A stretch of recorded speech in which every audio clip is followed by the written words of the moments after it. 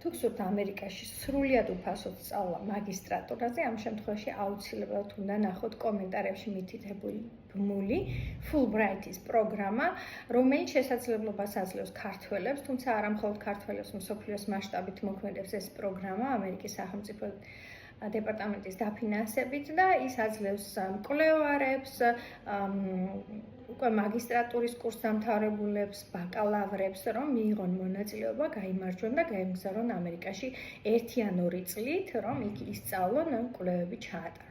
ასე რომ აუცილებლად 1 აგვისტომდე თუ გაქვთ სურვილი ამ კონკურსში მონაწილეობის მიღების, შეავსეთ აპლიკაცია, რა თქმა უნდა, დაგჭირდებათ რეკომენდაციები, დაგჭირდებათ სამოტივაციო წერილი, ამ ყველაფერში შეგვიძლია ჩვენც დაგეხმაროთ, ან უბრალოდ კითხვები თუ გაქვთ, რა თქმა უნდა, დამისვით.